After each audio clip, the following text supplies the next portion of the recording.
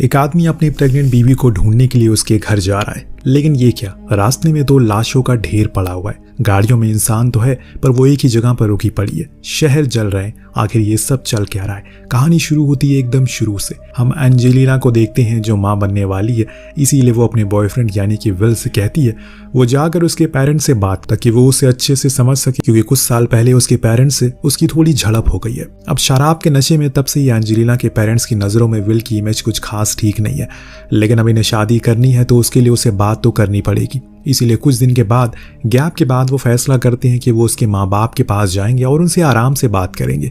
अब जब जाने का समय आया तो एंजेलिना उसे काफी समझाती है कि तुम्हें ऐसे बात करनी है, वैसे बात करनी है, और हाँ हो सके लास्ट इंसिडेंट के लिए माफी मांग लेना, और शराब तो बिल्कुल पीकर मत जाना। इतना सब कुछ सुनने और समझने के बाद वो फ्लाइट में बैठ गया और कुछ समय के भीतर पहुंच गया एंजेलिना के डैड के पास, जो असल में एक रिटायर्ड आर्मी जनरल है।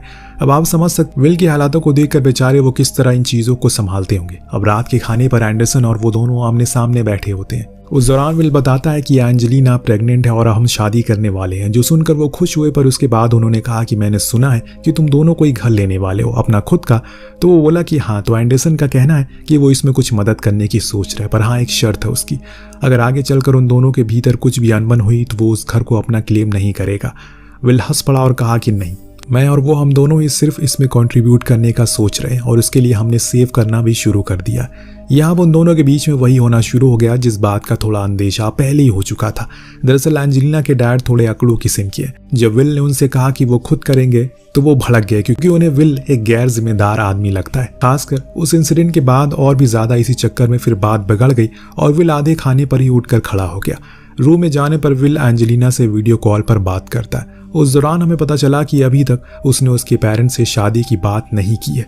क्या ये सच है? क्योंकि हमने तो सुना था, हो सकता है कि वो झूठ कह रहा हो या फिर हमने गलत सुना हो।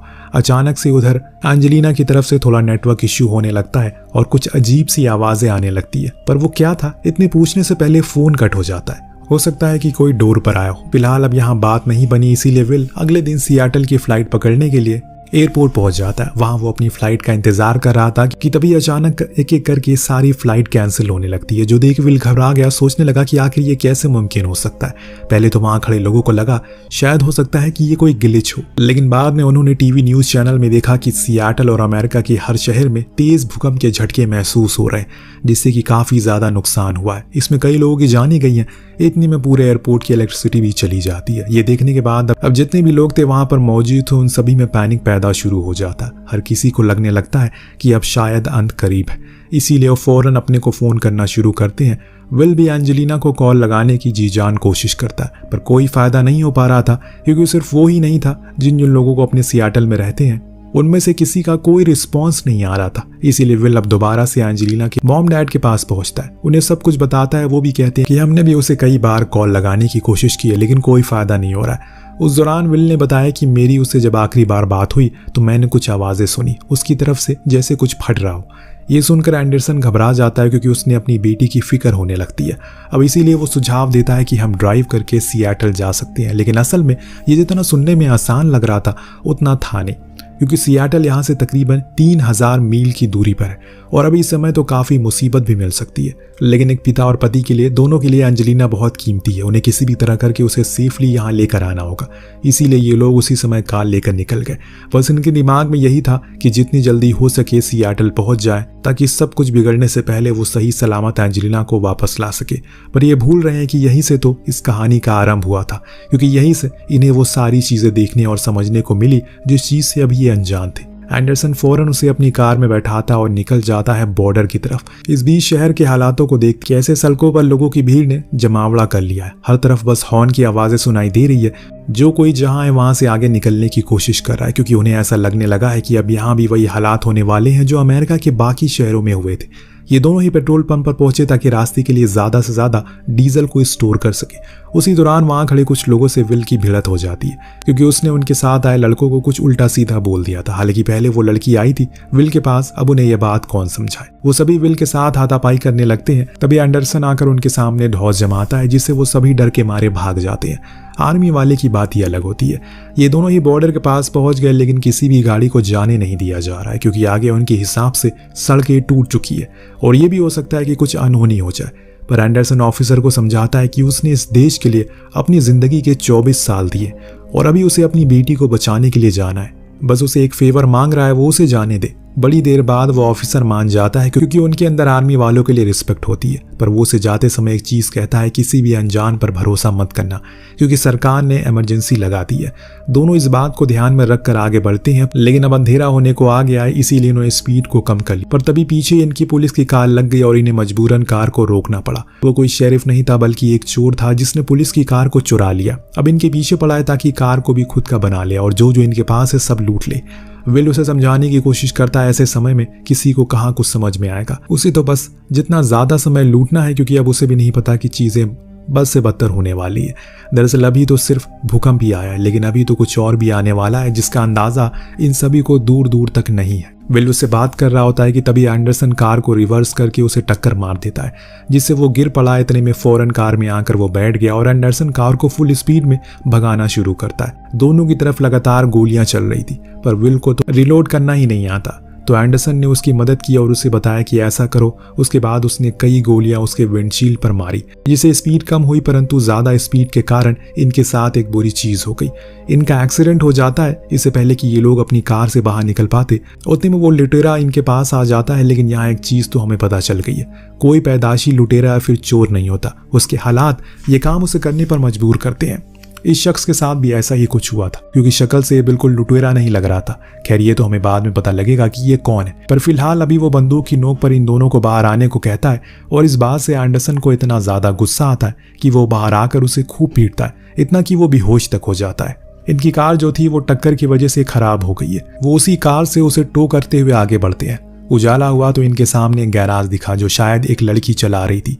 अंदर जाकर विल ने कहा कि उन्हें अपनी कार ठीक करवानी है, कल रात उसका एक्सीडेंट हो गया था। यहाँ भी हर जगह की तरह संसाधनों की बेहद कमी थी, यानी रिकी के पास वो पार्ट नहीं थे जिससे कि वो उसकी कार को ठीक कर सके। लेकिन हाँ, वो इतना तो कर देती है कि उनकी कार चलने लायक हो। तभी हम वहां बैठे हुए कुछ लोगों के पास रखे रेडियो पर सुनते हैं कि अब बाहर के हालात इतने ज्यादा बुरे हो चुके हैं, सरकार ने भी हाथ खड़े कर दिए क्योंकि यहाँ सिर्फ भूकंप के झटके। वेस्टर्न एरिया में लोगों का मानना है कि न्यूक्लियर रिएक्टर भी फट चुका है जिसके चलते पूरी जगह पर रेडिएशन फैल चुका है और वो कितनी दूर तक जाएगा किसी को नहीं पता।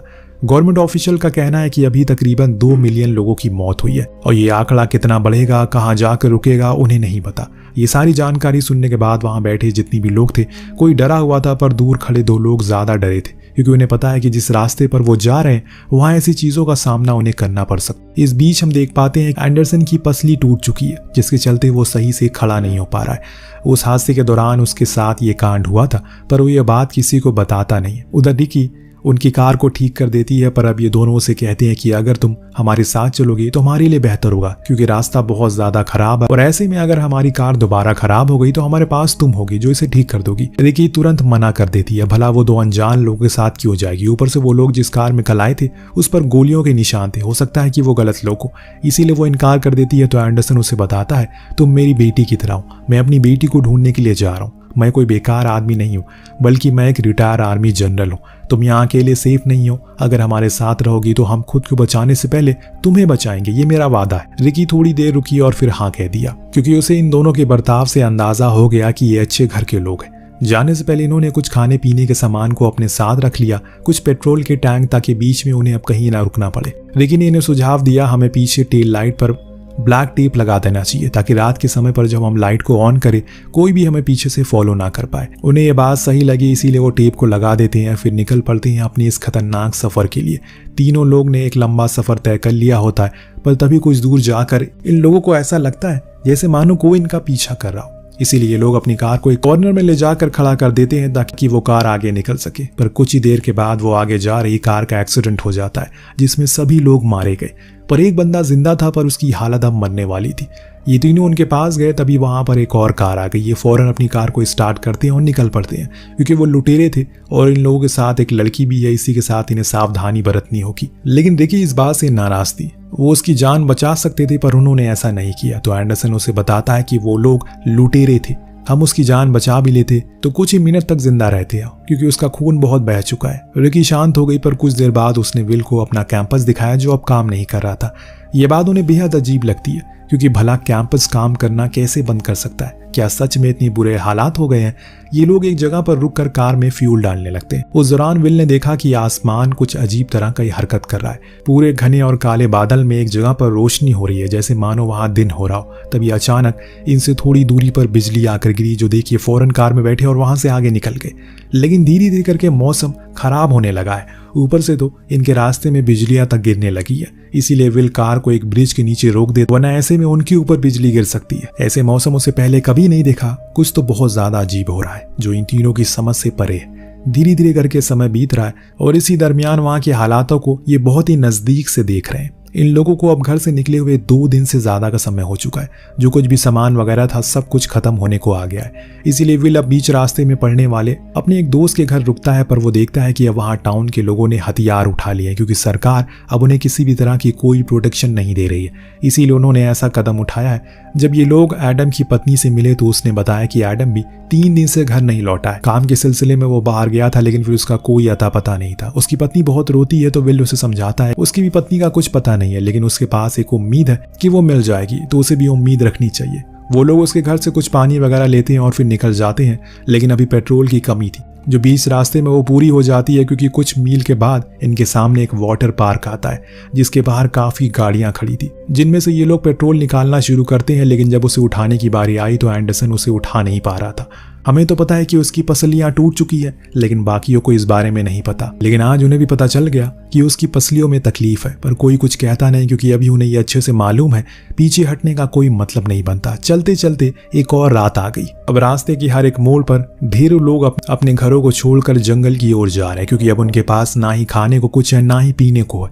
इसीलिए अगर जिंदा रहना है तो उन्हें खुद को उन्हें खाने पानी की जरूरत है, और वो अभी जंगल में ही मिलेगा। इतने में इनके सामने एक औरत आ गई जो मदद की गुहार लगा रही थी। एंडरसन बाहर आया, उसे पीने को पानी दिया, लेकिन ये तो एक चाल थी।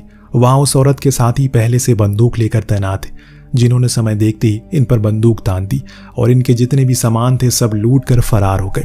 पर एंडरसन इतनी आसानी से जाने नहीं देगा उन्हें, इसीलिए वो उसके पीछे पड़ गया और खूब फायरिंग की उनकी कार पर, जिससे कि वो पलट जाती है। लेकिन आग लगने से पहले वो फौरन उनकी कार से अपने पेट्रोल कैन को बाहर निकाल लेता है, जिसके बाद एक तेज धमाका होता है और वो सभी मारे जाते हैं। रिकी के दिमाग पर इन सब चीजों का बहुत गहरा असर पड़ रहा था, इसीलिए वो फैसला करती है कि अब वो इन लोगों के साथ आगे नहीं जाएगी, क्योंकि इनकी वजह से उसकी भी जान खतरे में आ गई है। हालांकि विल उसे समझाने की कोशिश करता है कि वो हमें मारने की कोशिश कर रहे थे तो हमें बस अपना बचाव किया है, परंतु रिकी ने अब मन बना लिया है कि वो इनकी नहीं सुनने वाली, इसीलिए वो बिना बताए कहीं चली जाती है। हालांकि विल उसे ढूंढता है, लेकिन उसका कुछ अता पता नहीं था। इधर एंडरसन के हालात अब बेकार होते जा रहे हैं, क्योंकि पसलियां टूटने के कारण उसे इंटरनल ब्लीडिंग होने लगी है, और जो पसली टूटी है वो उसके लंग्स में भी जा घुसी है, जिसके कारण उसे सांस लेने में दिक्कत हो रही है। तब विल उसकी मदद करता है और उसके सीने में एक छेद करके उसे सांस लेने में मदद करता है। इसके बाद दोनों में काफी अच्छी बातचीत होती है। आज पहली बार एंडरसन उसे अच्छे से बात करता है, कहता है कि तुम एक अच्छे इंसान हो, मेरी गलती थी, मैंने तुम्हें हमेशा गलत समझा, पर तुम मेरी बेटी के लिए बहुत अच्छे हो और तुम एक अच्छे पिता भी बनोगे। यह हमें पता चलता है कि विल ने पहले ही बता दिया था कि वो बाप बनने वाला है। अब विल एंडरसन से वो शराब वाली बात के लिए माफी मांगता है और वो माफ भी कर देता है। समय के साथ अब इनका सफर और ज्यादा लंबा होता जा रहा है, क्योंकि अब एंडरसन की हालत ठीक नहीं थी, उसकी ब्लीडिंग काफी ज्यादा बढ़ चुकी है, और इतने में इन लोगों पर कुछ हमला हो जाता है, जिनसे लड़ने के चक्कर में उसे और दर्द बढ़ गया। उसे समझ आ गया कि अब वो नहीं बचेगा, इसीलिए अपने आखिरी समय पर वो विल से एक वादा करने को कहता है कि वो उसकी बेटी को हमेशा उसका ध्यान रखेगा। वो वादा करता है, उसी समय एंडरसन अपना दम तोड़ देता है। ये सफर दोनों के लिए बहुत ही भावुक था, क्योंकि इन 4 या 5 दिनों में उन्होंने एक दूसरे को जाना था, जो पिछले 6 साल में वो जान नहीं पाए। अब आगे जाने के बाद कार खराब हो जाती है, इसीलिए विल उसे आग लगा देता है ताकि एंडरसन की आत्मा को शांति मिल सके। अब वो पैदल आगे बढ़ता है। हालांकि कुछ दूरी पर उसे एक परिवार मिल जाता है जो किसी सेफ जगह के लिए जा रहा था। उन्होंने विल को बैठा लिया और पूछा कि उसे क्या लगता है ये सब कैसे शुरू हुआ होगा। उसने बताया कि ये सब कुछ लॉस एंजलिस से शुरू हुआ था, वहीं से चीजें धीरे धीरे करके बढ़ना शुरू हुई, फिर इतनी बढ़ गई कि उसे रोकना मुश्किल हो गया। ये लोग विल के डैड के घर पहुंच जाते हैं, जहां पर जरूरत का सारा सामान था, जो देख विल ने उस परिवार से कहा कि वो लोग यहाँ पे सेफ है और उन्हें खाने की भी कमी नहीं है, पर उसके बदले में उन्हें अपनी कार उसे देनी होगी, क्योंकि वो अपनी गर्लफ्रेंड को ढूंढने के लिए निकला है। वो मान गया और उसे अपनी कार दे दी। अब जब विल सियाटल पहुंचा तो वहां के हालातों को देखकर उसके होश उड़ गए, क्योंकि सब कुछ तबाह हो चुका था। हवा में रेडिएशन फैल चुका था, ऐसा लग रहा है मानो न्यूक्लियर बम यहाँ फटा हो। हर तरफ बस धुआं ही धुआं था। इन चीज़ों के बीच वो फाइनली अपने घर पहुंचा, पर वो भी गिरने की हालात में थे। लेकिन वहां उसे एक मैसेज मिला जो एंजेलिना ने लिखा था, क्योंकि उसे पता था कि वो उसे ढूंढने के लिए यहाँ ज़रूर आएगा।